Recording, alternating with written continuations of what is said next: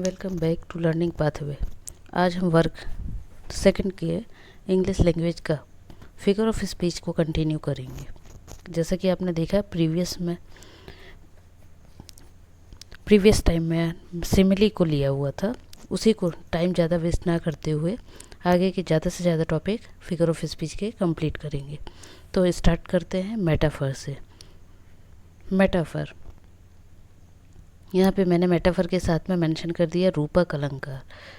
रूपक अलंकार, जैसा कि पहले एक बार सिमली को रिवाइज कर दे। सिमली मतलब उपमा, उपमा मतलब जब हम किसी एक वस्तु को दूसरे से कंपेयर करते हैं, उसमें लाइक या एज का यूज़ होता है। तो वहाँ तो जब कंपेयर दो चीज़ों का होता है तब उसको हम सिमली कह रहे हैं। रूपक में जब मेटाफर की बात करें तो मेटाफर में कंपैरिजन नहीं होता है, बल्कि क्या होता है, कंपेयर करने की जगह पर डायरेक्टली उसको ही बोल दे कि आप ही हो। फॉर एग्ज़ाम्पल, आपने देखा होगा चंद्रमा, मून को मोस्टली कंपेयर करने की जगह पे लोग बोलते थे चांद सा लग रहे हो, है ना।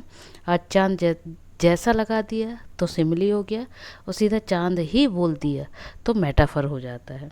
अब यहाँ पर आप देखिए, इसका डिफाइन भी किया गया है। डेफिनेशन से देखते हैं। It describes an object or action in a way that isn't literally true but helps explain an idea or make a comparison. अब उन्होंने बता दिया कि क्या, इट डिस्क्राइब एन ऑब्जेक्ट, किसी ऑब्जेक्ट को या किसी एक्शन को क्या करते हैं, इन अ वे, इस तरह से बोला जाता है जिसको क्या होता है, दैट इजंट लिटरली ट्रू, जो कि लिटररी मतलब सच्चाई में वो सही नहीं है, but helps explain an idea, लेकिन सिर्फ वो क्या होता है, उस चीज़ की, उस ऑब्जेक्ट की, उस वस्तु को एक्सप्लेन करने के लिए इजी होता है या आइडिया दिया जाता है या कंपेयर किया जाता है। For example, safe is a magician. अब आप भी देखिए, सेफ की बात हो रही है, सेफ मीन्स कुक, है ना। तो जब कुक की बात हो रही है तो कुक को कंपेयर किससे किया है, मैजिशियन। मैजिशियन मतलब जादूगर। अब कहाँ कुक जो खाना बनाता है और कहाँ मैजिशियन जो जादू दिखाता है, लेकिन दोनों के कंपैरिजन की जगह पे हमने क्या किया है, सेफ को ही सीधा क्या बोल दिया है, मैजिशियन बोल दिया है। देखिए, सेफ इज़ अ मैजिशियन मतलब सेफ क्या है, जादूगर है। क्यों बोला है, क्योंकि वो जो खाना बनाता होगा वो कैसा था, बिल्कुल जादू की तरह की, लोग उसको अट्रैक्ट होते होंगे, पसंद करते होंगे। तो किसी को कंपेयर ना करके उसको ही उस तरह से बोल दिया जाए तो उसे बोला जाता है मेटाफर। आपकी बहुत अच्छी लाइंस जो आपने लिटरेचर वाले हैं सभी ने पढ़ी होगी, as you like it say, all the world's a stage and all the man and women merely players, they have their exist and their entrance. ये आपका एज यू लाइक इट में दिया हुआ है। उसमें बताया गया है कि पूरा वर्ल्ड एक स्टेज है, और स्टेज कैसा, जिसमें सभी मैन और वुमेन हैं जो एक तरह के प्लेयर हैं, जो क्या करते हैं, जिसका टर्न आते जाता है तो आते हैं और एग्जिट हो जाते हैं और चले जाते हैं।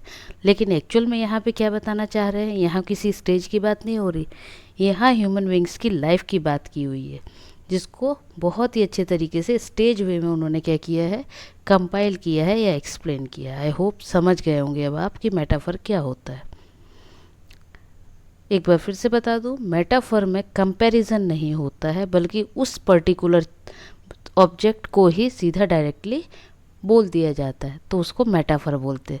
सबसे अच्छा याद रखने के लिए मून का एग्जांपल आप याद रखिए। यदि कंपेयर कर रहे हैं तो लाइक लगा दोगे, कंपेयर नहीं कर रहे हैं तो किसी को सीधा मून बोल दोगे। तो कंपेयर कर रहे हैं तो सिमली, और डायरेक्टली उसको मून बोल रहे हैं तो आपका मेटाफर। अब नेक्स्ट देखते हैं एलिटरेशन। ये बहुत ही इजी है और बहुत ही अच्छा है, इसको पढ़ने में भी अच्छा लगता है, और एटलीस्ट इसका साउंड जो है बहुत ही प्यारा है। फॉर एग्जांपल देखिए, यहाँ आगे जाके एग्जांपल में दिखेगा। पहले स्टार्ट करते हैं एलिट्रेशन। एलिट्रेशन मतलब होता है अनुप्रास अलंकार। अब अनुप्रास अलंकार क्या होता है, एक बार देखिए, आपका रिपीट हो जाएगा या कहीं रिवाइज हो जाएगा। एक ही अक्षर, मतलब पर्टिकुलर साउंड की बात हो रही है, एक ही अक्षर या साउंड, ध्वनि से आरंभ होने वाले शब्दों को अनुप्रास अलंकार कहते हैं। ठीक है, तो मीन्स एलिट्रेशन मीन्स एक ही सेम साउंड के जो कॉन्सोनेंट साउंड होंगे उसका रिपीटिशन जब होगा तो उसको एलिट्रेशन कहेंगे। मतलब एक ही पर्टिकुलर वर्ड बार बार रिपीट हो रहा है तो वो एलिट्रेशन है। देखिए यहाँ पर दिया भी है, a series of words a series of words that begins with the same consonants. याद रखिएगा consonants, इसमें vowels नहीं होते हैं. सेम कॉन्सोनेंट साउंड्स और रिपीटेशन ऑफ कॉन्सोनेंट साउंड, मतलब एक ही टाइप का वर्ड जो है, एक ही टाइप का लेटर बार बार रिपीट हो या फिर कॉन्सोनेंट साउंड्स का रिपीटेशन होता है तो उसको कहते हैं alliteration. For example, fair is foul and foul is fair, ये आपकी बुक्स की लिटरेचर की लाइन्स है. Fair is foul and foul is fair, यहाँ आप बार बार देखिए, fair foul foul fair, F F F F मतलब आ फा फा फा बार बार रिपीट हुआ है ना. तो ये क्या है, कॉन्सोनेंट साउंड. एफ मीन्स फ है ना, जब हम फोनेटिक्स की बात करें तो हम इसको प्रोनाउंस करते तो फ है ना.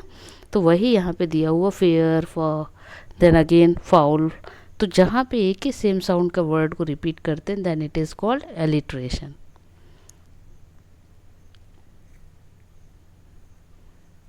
आगे देखते हैं another example. David's dog drunk dirty water down by the dam. Now इधर David, dog, drunk, dirty, down, dam. एक ही फिर से लेटर का क्या हुआ, बार बार रिपीटेशन हुआ. तो जब फिर सिंगल लेटर बार बार रिपीट होता है, कॉन्सोनेंट साउंड बार बार रिपीट होता है, then it is a alliteration. Hope कि अब आप पहचान पाओगे. अनदर एग्जाम्पल्स आपके लिए दिया हुआ है, आप देखिए. नेक्स्ट को कंटिन्यू करते हैं, पर्सोनिफिकेशन, जिसको हिंदी में बोला जाता है मानवीकरण. पर्सोनिफिकेशन, मानवीकरण. पर्सन सबसे इजी वे याद रखने का, पर्सन. तो जहाँ हम पर्सन की तरह ट्रीट करें किसी भी ऑब्जेक्ट को या किसी भी एनिमल को, है ना, या किसी भी आइडिया को, कोई भी ऑब्जेक्ट है, तो सीधा सा ऑटोमेटिकली आप इससे अंदाज़ा लगा लीजिए कि वो क्या हो गया, पर्सोनिफिकेशन हो गया, क्योंकि हम उसको क्या कर रहे हैं, पर्सन की तरह ट्रीट कर रहे हैं. हिंदी में पढ़ा भी है मानवीकरण, कि किसी चीज़ को, चाहे वो वस्तु हो, चाहे उसमें जीव हो या ना हो, उसको हम किसका, मानव की तरह यदि उसको ट्रीट करते, व्यक्ति की तरह यदि उसका प्रतिनिधित्व करते, तो वो क्या है, मानवीकरण है. Same thing is here in English also. अब क्या दिया हुआ है देखिए, a figure of speech in which an idea animate object और abstract idea is enclosed with human qualities और एबिलिटीज़. मतलब कोई भी आइडिया जिसको किससे एनक्लोज किया जाए या कंपेयर किया जाए या पहचाना जाए, ह्यूमन की क्वालिटी से या उसकी एबिलिटी से, है ना, कि ह्यूमन की तरह हो, तो उसको हम कहते हैं पर्सोनिफिकेशन. और इजी वे में बोले तो जो चीज़ हमें इंसानों की तरह, है ना, फीमेल्स की तरह, मेल की तरह, फीमेल की तरह, पर्सन्स की तरह उसको देखें या बोलें, तो वो हमारा क्या हो जाता है, पर्सोनिफिकेशन. कैसे, जैसे आपने देखा होगा फ्लावर्स कभी क्या डांस करेंगे, कभी नहीं, है ना. जैसे फ्लावर्स की बात करें तो फ्लावर्स डांस नहीं करते हैं. फ्लावर्स सिर्फ क्या होता है, अपनी प्लेस पे इधर से उधर मूव करते हैं, मतलब हिलते हैं. बट हम क्या करते हैं, फ्लावर्स को बहुत तरह से उसको बोलते हैं. जैसे फ्लावर्स यहाँ पर एक एग्जांपल में दिया भी है, the flowers danced in the breeze, कि हवा में, ब्रीज मतलब हवा, फ्लावर्स क्या करते हैं, हवा में यहाँ से वहाँ डांस करते हैं. बट एक्चुअल में क्या है, ह्यूमंस डांस करते हैं, है ना. जानवर तो डांस करते नहीं है, ऑब्जेक्ट्स भी डांस नहीं करते हैं. फ्लावर का दिया तो फ्लावर को बताया डांस करते हो, इट मीन्स इसको किसकी तरह बताया, पर्सन की तरह, इसलिए पर्सोनिफिकेशन. दूसरा एग्जाम्पल देखिए,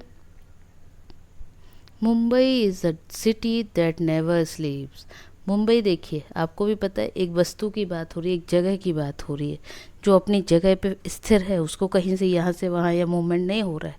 बट हम क्या बोल रहे हैं, इज़ अ सिटी, बता भी रहे हैं कि सिटी है, दैट नेवर स्लीप्स, जो क्या है, सोती नहीं है. बट एक्चुअल में देखा जाए सोना किसका काम है, ह्यूमंस का.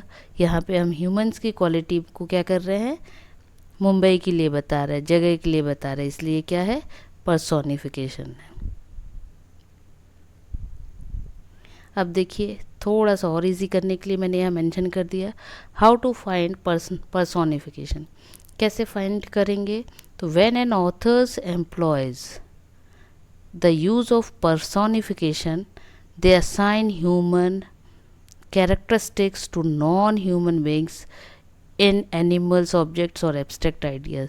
कि ऐसी कोई भी चीज़ जो कि नॉन ह्यूमन बींग्स है, उसको हम किस में क्रिएट करते हैं, कैरेक्टरिस्टिक्स को यूज़ करते हैं, चाहे वो ऑब्जेक्ट्स के थ्रू में, आइडियाज़ के थ्रू में, है ना, नॉन ह्यूमन बीइंग्स में किसी भी तरह का यूज़ करें तो उसको हम कहते हैं पर्सोनिफिकेशन। आई होप इतना क्लियर होगा। अब हम आगे बढ़ते हैं नेक्स्ट, आयरनी। आयरनी मतलब होता है हिंदी में उसको विडम्बना कहते हैं। अब विडम्बना वर्ड क्यों यूज़ किया है, तो आपने देखा होगा जब हम हिंदी में कभी बात करते हैं और किसी के साथ अपोजिट हो जाए, है ना, तो हम बोलते हैं अरे बड़ी विडम्बना है।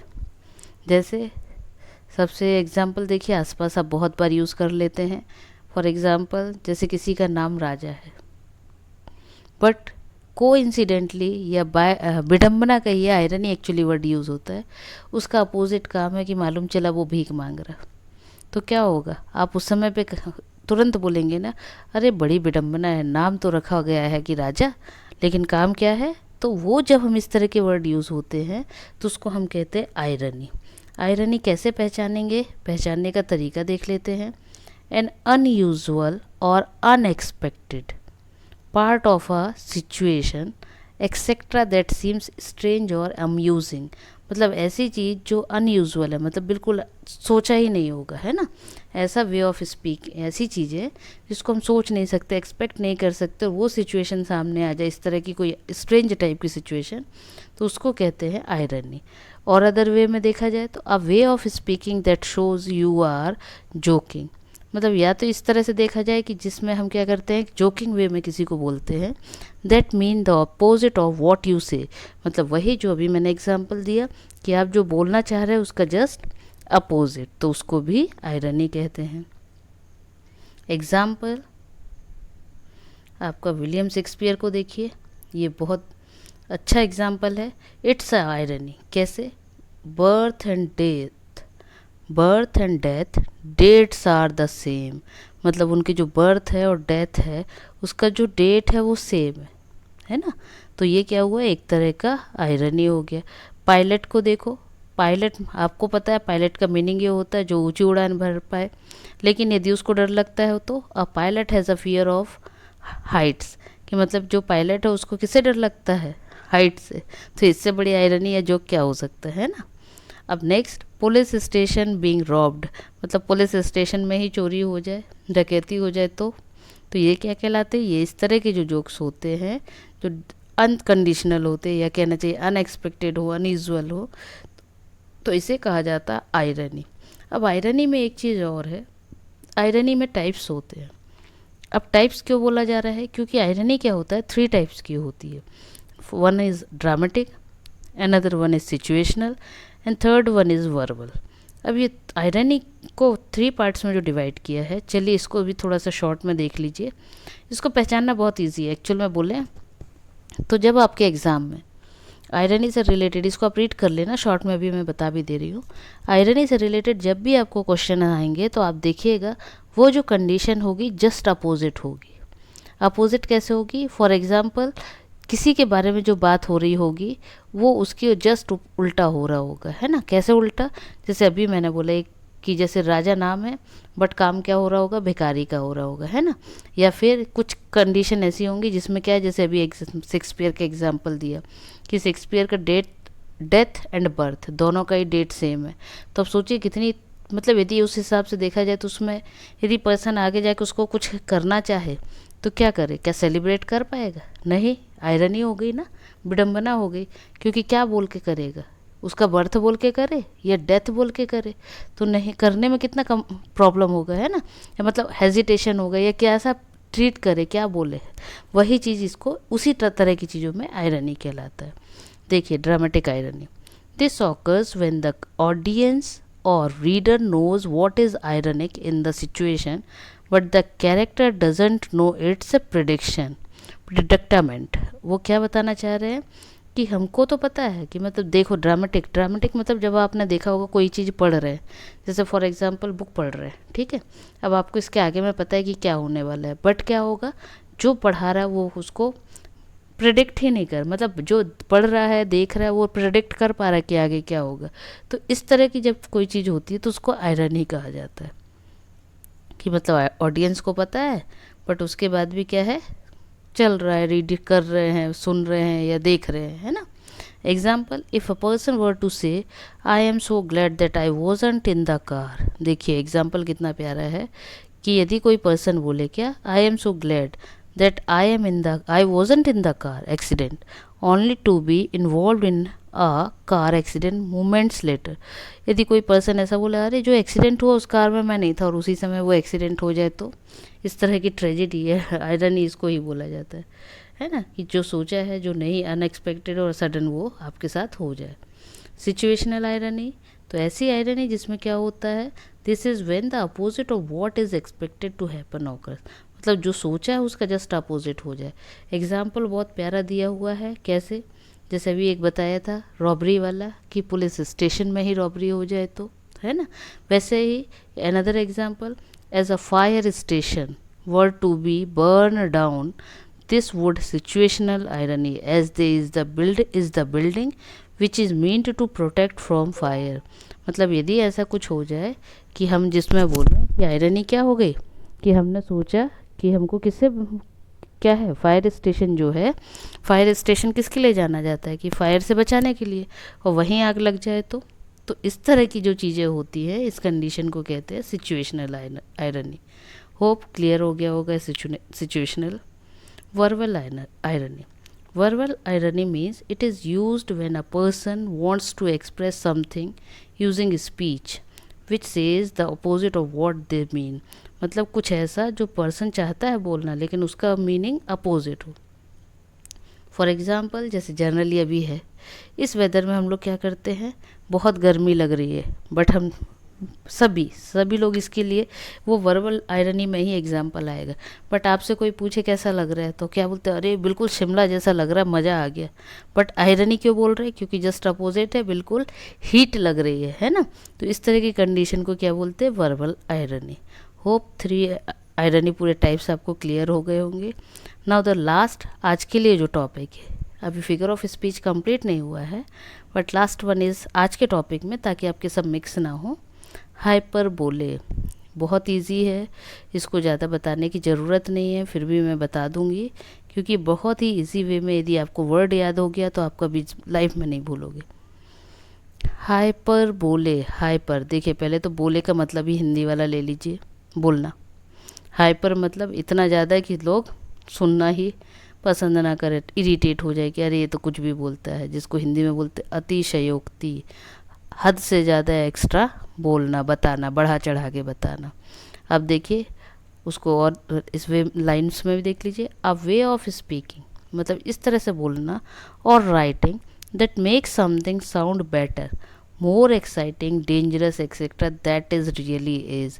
मतलब किसी चीज़ को बहुत ज़्यादा बढ़ा चढ़ा कर बताना, या तो बहुत एक्साइटिंग वे में या बहुत डेंजरस वे में, और एक्चुअल में उतना वो होगा नहीं, है ना। Then it is really is, मतलब then it is really is मतलब जितना सच में नहीं है उससे ज़्यादा बताना। फॉर एग्ज़ाम्पल, आप देखना कुछ ह्यूमंस में, सभी की बात नहीं कर रहे, कुछ पीपल्स की बात कर रहे। कुछ पीपल क्या करते हैं कि जैसे फॉर एग्ज़ाम्पल कहीं झगड़ा देख कर है या एक्सीडेंट देख कर है, तो वो क्या करते हैं, हुआ छोटा सा है, बट वो जब बताएंगे तो उसको कैसे बताएंगे, बहुत बड़े वे में। तो उसको ही कहते हैं हाइपर बोले, बढ़ा चढ़ा कर बताना। For example, I have told you 100 times. अब देखिए एग्जाम्पल से ही समझ लीजिए कि किसी ने कितने बार बोला, 100 टाइम्स। लेकिन एक्चुअल में क्या होता है, क्या कोई 100 बार बोलता है, नहीं ना। किसी चीज़ को 2-3 टाइम्स बोलता है। लेकिन जब गुस्सा होते हैं, सबसे अच्छा एग्जाम्पल मदर का ले लीजिए, वो इस सेंटेंस को बहुत बार बोलते हैं। क्या बोलती हैं, मैंने तुमसे 1000 बार बोला, मैंने तुमसे 100 बार बोला, है ना। बट एक्चुअल में क्या होता है, बोलते 3 to 4 टाइम्स है। तो इसको बोलते हैं, इस टाइप के सेंटेंस को बोलते हैं हाइपर बोले। Clear. Another example, this bag weight a ton, मतलब किसी बैग को उठाते हैं ना, तो बोला अरे बाप रे, ये तो इसमें टन, 1 टन के बराबर इसमें क्या है, वेट है। बट एक्चुअल में क्या 1 टन बैग में वेट होगा, नहीं होता है ना। तो इस तरह के जब हम एग्जाम्पल्स को देखते हैं तो ये होते हैं हाइपर बोले। आई होप इतने आपको समझ आ गए होंगे। एक बार शॉर्ट में फिर से रिपीट कर दूं ताकि याद रहे। मेटाफर, जिसमें हम क्या करते हैं, किसी चीज़ को कंपेयर ना करके डायरेक्ट ही उस आइडिया को, उसको कंपैरिजन की जगह उसी एक्शन को डायरेक्टली उस ऑब्जेक्ट को बोल देते हैं, तो उसको बोलते हैं मेटाफर। देन एलिट्रेशन, जिसमें क्या होता है, कॉन्सोनेंट साउंड का बार बार रिपीटेशन होता है, रिपीट होता है।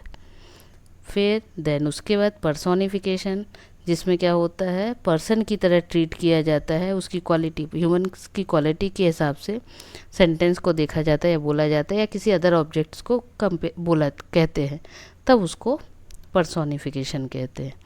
आयरनी, तो आयरनी अभी आपको बताया है, जो एक्सपेक्ट या अनएक्सपेक्टेड चीज़ें हैं, सिचुएशन है, या इस वे में बोलना जिसमें जोकिंग टाइप का सेंटेंस आए, उसको आयरनी कहते हैं। आयरनी का टाइप्स 3 होते हैं। 3 क्या, एक होता है ड्रामेटिक, जो कि जनरली क्या है, राइटिंग पार्ट में ही यूज़ होता है। सेकंड होता है आपका सिचुएशनल, जिसमें क्या होता है, अपोजिट वे में बात हो रही हो, मतलब सिचुएशन ऐसी हो कि जहाँ पर सोचा नहीं, जैसे फायर स्टेशन का एग्जांपल दिया था। और लास्ट है वर्बल। वर्बल में जो बोलकर बोला जाता है ना, और अपोजिट वे में बोला जाता है, उसको वर्बल आयरनी बोलेंगे।